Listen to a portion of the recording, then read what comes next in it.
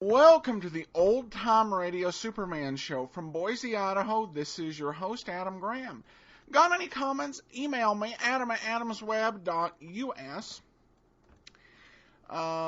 And please check out our magazine site, laserandsword.com. Well, I've got an email. This one comes from Richard, who wrote about both the Great Detectives of Old Time Radio, which you can subscribe to at greatdetectives.net. And he also wrote about Superman. He says, is there any chance you could fill us in on some of the details of the actors in the Superman show, please? Did they become famous at all, or were there any famous cameos? The last episode of Superman, cameos is hard to tell because they didn't announce guest stars. Really, I doubt there was anybody particularly famous. But we'll talk about the main cast members here. You're right, I've not gone to as much detail. And he said, the last episode of Superman also raised a big philosophical question in my mind as to whether it's right for Superman to tell so many lies about where he was, what he's doing to protect his identity. How far would he go? Would he let something bad happen? That's a tough question, and it honestly is one that, whatever the incarnation, it does give rise to a certain dilemma, and so I can respect where that comes from.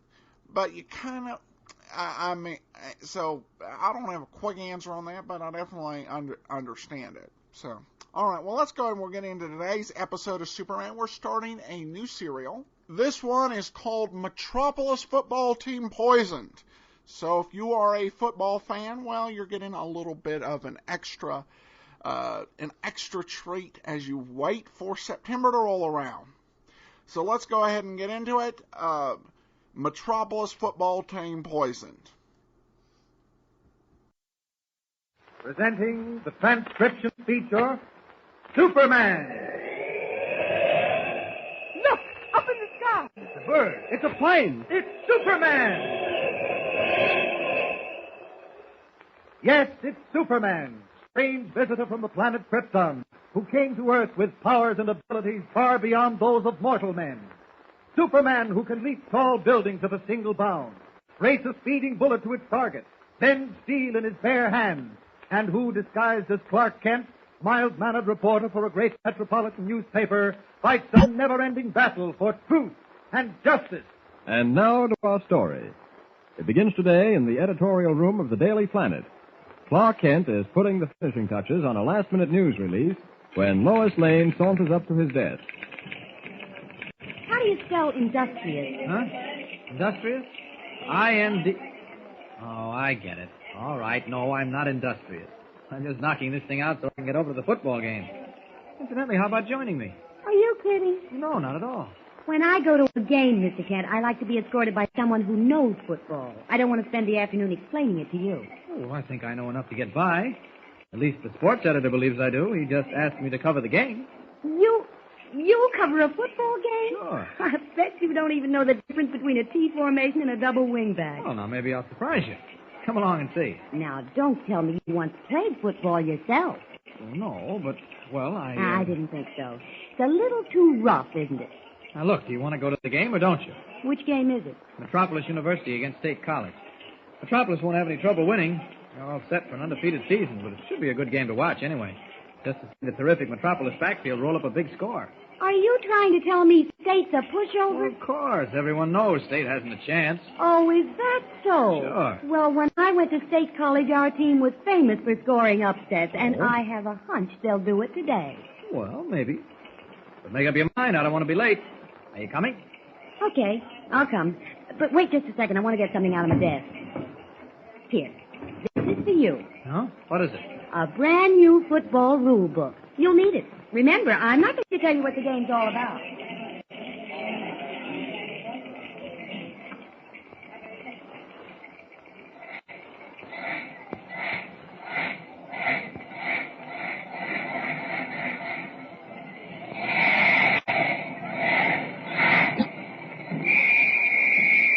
Nice going, State.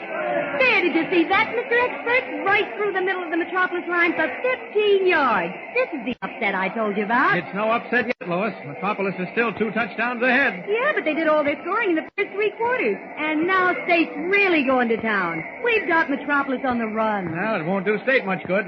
Only 5 minutes left to play. There goes Parker. Right through the middle of the line again. He's in the clear. He's going over. He is over. It's a touchdown. And that makes it 20-13. Here comes the try for the extra point.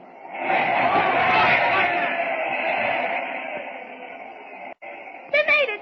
20-14. One more touchdown and State has this game sewed up. I don't quite understand it, Lois. Funny. What's funny? Well, the Metropolis team seems to be going to pieces. And how? State's just too good for him. No, it isn't that.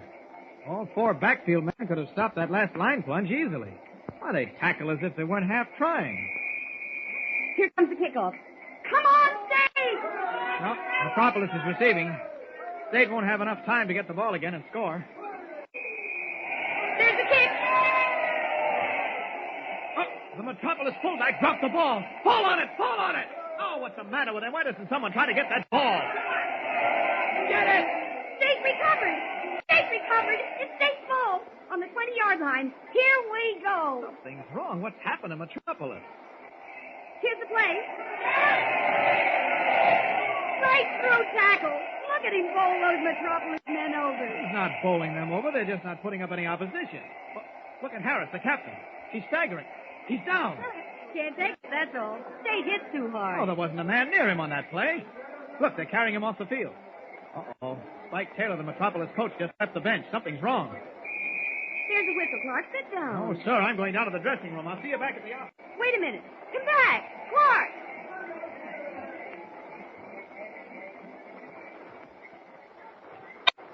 Oh, this must be the dressing room door. Well, there's Taylor pacing up and down. I was right. Something is up. Hello, Coach. Oh, hello, Ken. What's the trouble, Coach? Oh, Yeah. what do you mean? Now, you know what I mean. What happened to Bob Harris? Why, nothing. Now, wait a minute. Look. I'm a newspaper reporter, but I've known you a long time. Harris collapsed on the field without being touched. Why, someone clipped him during a play. You mean State's playing dirty football? No, of course not. Now, don't go saying anything like that in the planet. It's not true. Well, then what is the truth? You've got a team out there on the field that's going to pieces. It's cracking up. Well, they tackle like a bunch of high school freshmen. They fumble, they fail to recover, they mess up plays. What's happening? I wish I knew. Oh, there is something wrong, huh? Yes, Kent, there's something wrong. Something seriously wrong. You don't know what it is? I haven't the faintest idea. Those boys of mine went out there in the pink of condition. They were keyed up to a beautiful pitch, ready to rip through State like a tornado. Well, they did for the first 3 quarters. Yes, I know. And something went wrong. They all seemed listless. Harris never fumbled a kickoff in all the 4 years he's been on the team. Today, the ball slipped through his hand as though his fingers were greased. And a few seconds later, he collapsed. Where is he now? In the infirmary. Dr. Stone of the medical school is examining him. What's that? Either State scored again or... Well, you squeezed that one out, Coach. Yes, but it's small comfort. Come into my office, Kent. I don't want the boys to see me when they troop in. Sit down. Thanks. I should have known you'd be the first person to suspect something. Well, I couldn't very well help it. After all, 11 men don't all fold up the way that bunch did. 11? You mean 30? Every substitute on the squad seemed to be washed out. I couldn't believe my eyes. Have they been breaking training? Not a chance. Could it be some sort of an epidemic? Maybe the flu? I don't think so. We'll know better once Dr. Stone gets through examining Bob Harris. But it couldn't be anything like that. Why, during scrimmage this morning, I had all I could do to hold them back. Why, I felt sorry for the state line. Never in all my 20 years of coaching have I seen a team so primed for a game, and then to have them fold like a house of cards. Come in. Oh, it's you, Dr. Stone. Come in. This is Clark Kent of the Daily Planet newspaper. Dr. Elihu Stone, assistant to the dean of the medical school. How do you do, Doctor? How do you do, Mr. Kent? Well, Dr. Stone? I can find nothing wrong with the young man, Mr. Taylor. He seems to be in perfect health. But how do you account for his sudden collapse? Probably nervous Well, exhaustion. it doesn't sound likely, not with Bob Harris. He played 60 minutes at a time without drawing a hard breath. Well, I examined him as completely as I could under the circumstances. In fact, I took the precaution of securing a sample of his blood for microscopic examination. I have it right here in a vial. And you say he's in perfect health? Nothing wrong? Absolutely nothing. Heart action strong and regular. Pulse good, respiration perfect. Marvelous specimen of manhood. Well, maybe I'm crazy. Why do you say that? Because Harris wasn't the only one affected. Every man on the team seemed to droop. If you'll pardon me, Doctor, I was wondering whether it mightn't be some sort of food poisoning. I found no indication of that in my examination of Mr. Harris. Well, I must go up to the laboratory now and examine this blood specimen. Is there anything else I can do for you, Mr. Taylor? Please don't hesitate to call on me. Well, I was delighted to have met you, Mr. Kent. Thank you. Goodbye. Goodbye. Oh, Dr. Stone, Yes? what sort of care should Harris get? Oh, he's quite all right now. Up on his feet. He's taking a shower, I believe. He is? Oh, yes. Well, I'm glad to hear that. Thanks a lot, Doctor. Yes, you're quite welcome. Goodbye. Goodbye, sir. Well, that's a relief. Relief. And how? I was imagining all sorts of things. Well, it's good to know there's nothing wrong. I wonder. What do you mean? I'd suggest that you talk with Bob Harris. Ask him what happened before he collapsed. Oh, look, Kent, don't get me biting my nails all over again. Stone said there was nothing wrong with Harris, and that's enough for me. Well, now, just think about it a minute. Harris wasn't the only one affected. He happened to keel over, but every man on the team seemed to be hit by this strange malady. Now, Walt, take it easy. What do you mean, strange malady? Don't make it worse than it is. I'm not trying to make it anything. Well, let's drop it then. Well, I don't think it should be dropped. Now, look, Kent, I'm running this team. I know, Coach, but you have to... Yes? Bob Harris, Coach. Not here for a minute? Here's your chance. Yes. Come in. Oh, sorry to bust in this That's all right. Close the door. You know Clark Kent of the Daily Planet? Sure. Hello, Bob. Oh, hello, Mr. Kent. How do you feel, Harris? Well, pretty good now. I wanted to tell you, I didn't mean to poop out. Something hit me, like a ton of bricks. Well, how did it happen? Gosh, I don't know. At the beginning of the fourth quarter, my legs got heavy. And then my head began to swing. Next thing I knew, there was a play through left guard, and I couldn't get to it. It just dropped. Well, don't worry about it. We won the game. That's what counts. Yeah, I know, Coach, but I was talking to the rest of the boys. Hit them, too, and they're worried. Some of them are even scared. What? Sure, Bud Regan's nervous as a cat. Tiny Warren's all set to hand in his suit. He says he's through. Now, wait a minute, Harris. Wait a minute. This can't go on.